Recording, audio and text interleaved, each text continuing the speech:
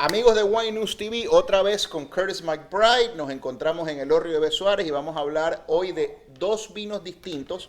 Hace unos días hicimos Submission Chardonnay y Submission Cabernet Sauvignon, vinos que por su precio de muy buena calidad se puede llevar ambos vinos por menos de $45, increíble. Hoy vamos a probar Killer Drop y Devil's Candy. Son vinos con unas etiquetas muy llamativas, muy interesantes. Sé que en Puerto Rico han tenido mucho éxito. Obviamente el Horreo hace un gran trabajo en moverlos. Curtis, good to see you again, man. Good to see How you. are you? Great. Thank you for Couldn't the be last better. time. We had a great chat. And before we get into the wines, and it's hard not to get into the wines right Yeah, away, but absolutely. tell me about the vision behind the labels. You have very cool labels. Yeah, it's an interesting story because what I've really, my whole thing is that I don't have the big chateau. I have, the winery that we have down in Napa Valley where we produce all of our wines at and all that. And so my idea always behind the labels and everything is a little bit of a story and just trying to get people to engage with the wine as far as just like, okay, if they see it on a shelf, it intrigues them. It's like, hey, let me grab that. So like the story of Killer Drop was, as a kid growing up, I grew up down in Southern California, and the term that we always had was like going out in the ocean, doing surfing, all those kinds of things. Like, hey man, it's a killer drop. It's great dropping into the wave.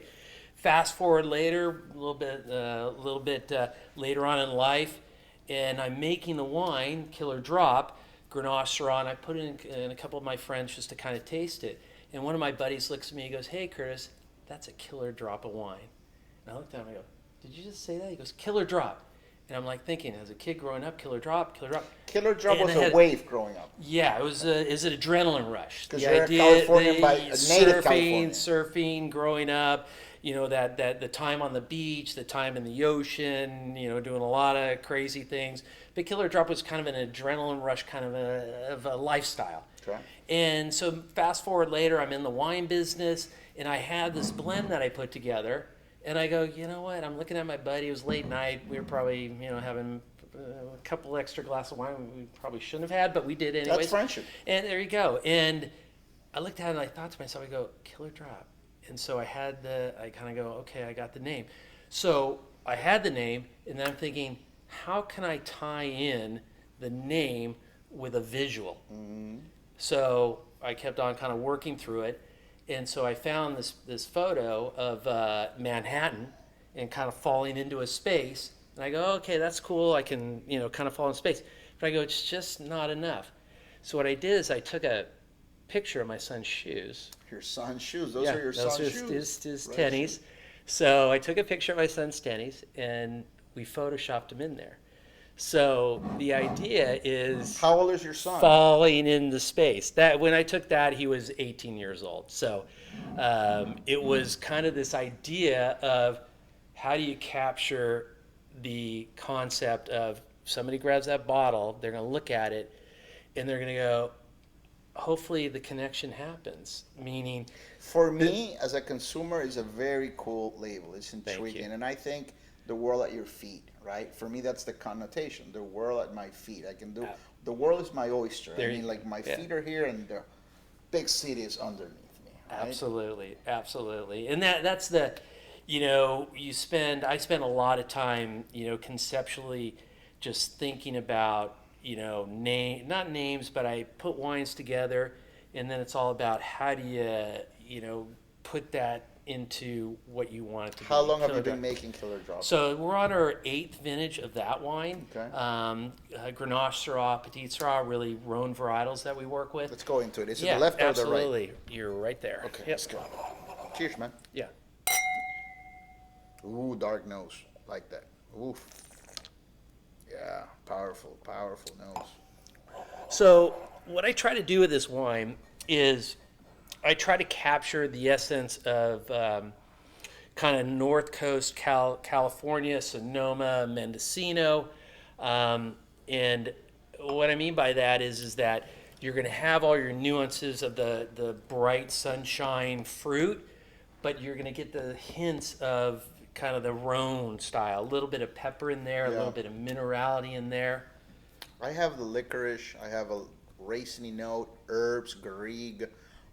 You could tell there's Grenache here. There's this note that I also get in the Rhone wines that um, it's this lavender kind of thing, rosemary kind of thing, herbs like sprinkles of herbs.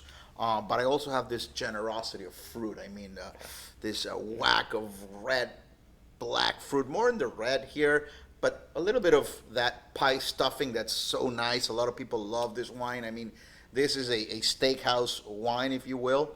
And at the price point that I'm seeing here, I can say it, it's 31.25. It's a wine that I know a lot of people are gonna love. It's generous and it caresses the palate. It feels very velvety. It's nice. Absolutely. And here, I know What's the composition? You said Grenache. Grenache Syrah, Petite Syrah. How much Grenache? How much Primarily, Syrah? it's probably about right now on this vintage we're doing about 50% Grenache, and then Syrah we're probably about 30% Syrah, and then Petite Syrah that we blend in there, and then a little bit of Charbonneau and a little bit of Zinfandel depending on the vintage and putting it on that side. But really, what I try to do is I just try and capture. I'm not trying to be too overdone on on that Rhone style, but capturing the nuances of California as far as the fruit that we get and that brightness that we always get. We're kind of blessed with that. But still capture the nuances of that. And you keep it at under 15. I mean, nowadays you see this Rhone blends at 15.9, 15.8, and these are pornographic wines. Yes. We can say that, right? It's an adult show. But this is good. I mean, it's well made. I like the fact that it has deliciousness. I mean, I see a lot of people loving this wine, and I think it would cut through a nice piece of steak and even a burger. I like burgers for sure. It's not a complicated wine. You have the juiciness of the Grenache. You have the flowers of the Syrah and the power of the Petit Syrah. You have that kick. Very nice. Absolutely. Let's go to the you. devil's candy, man. Yeah. So this is, we were saying pornographic, right? So we have a femme fatale biting. I'm going to get you in trouble with your wife. Don't get me in trouble.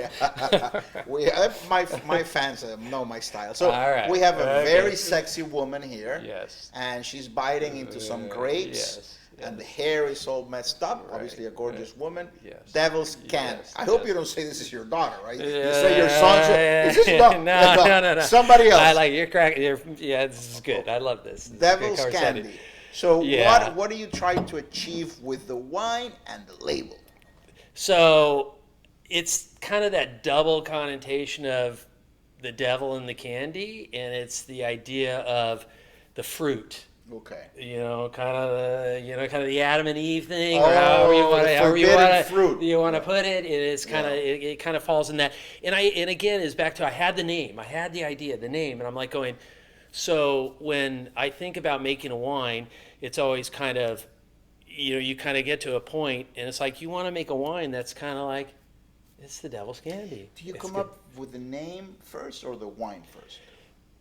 Sometimes, like with Killer Drop, I had already made the wine. Mm-hmm. With Devil's Candy, I had the name first. Oh, okay. Cool. And a lot of times, each one of the projects that I do, usually with the wines that I make, like with 6A9, usually it's probably about a 2-year process. Okay.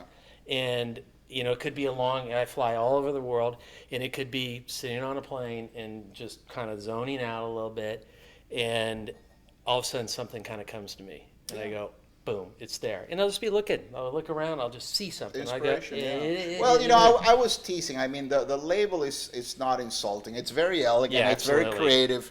I was just teasing. That's my style. It's obviously a very nice-looking woman, and she's biting into the apples. It says Devil's Candy. And what's the blend here? So this is Zinfandel, Syrah, Petite Syrah in Chernobyl. This must be Charbonneau, I should say. And this is just... What I try to do with this wine is Zinfandel. I love Zinfandel as a great varietal, but I don't like. A lot of times, I just don't want to overdo that Zin. So I just try and kind of balance it out a little bit, and then I put Zin can get out of hand. Like if you don't put the brake, it'll just go like a Ferrari at 300 miles per hour, man. And with this, what I try to do is right up front, you're going to get that Zinfandel, kind of a little bit of that jamminess that you're looking for, that richness that you're looking for.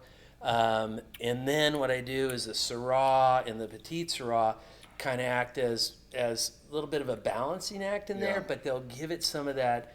The spice of the Zinfandel is there. I mean, Zinfandel, to me, its juiciness is red fruit, crunchy red fruit, and a lot of spice.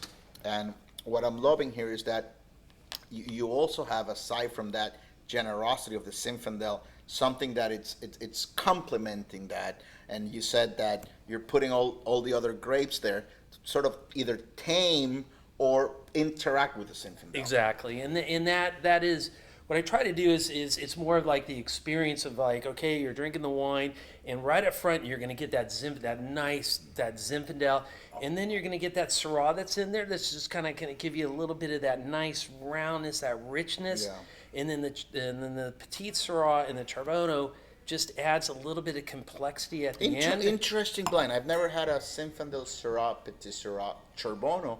But I do see the Zinfandel is very present with the leafiness, which is so nice. But you see the Syrah with the violets, a little bit of herbs as well, and the Petite Syrah just adding that, monstrous component to it. I mean, this is a bigger wine than the first at 15.5, but it doesn't feel hot. I mean, it doesn't burn your throat. I appreciate you saying that, because that really is a lot of times what happens is Zin can kind of run, And this could be at a better away. Temperature. Right now, it's a little bit on the not so cool side, but I mean, this is a delicious, yummy wine that could also pair very well with. I'm thinking more than a burger here. I'm thinking ribs. I'm thinking smoked meats. There's smokiness here. I will go with, I'll throw this out, ribeye steak, something with just a little bit of fat to it. And that is the Zin, especially something that's just got a little bit of, marble to it as far as the meat goes. It's just going to kind of, cut that down a little bit, but it's really going to just create that nice kind of like. I was thinking baby back ribs. There I don't you go. know why. No, that's delicious. Good. That's good. I Okay, love before we wrap up, because you are the man Yeah. who created this. This is very well known in Puerto Rico, 689. A lot of people go crazy for this wine. You know what? Maybe we should do a third video with this one. Just tasting this Absolutely. one, okay? Absolutely. So, it's a cut, Mr. Director. It's a cut. All right.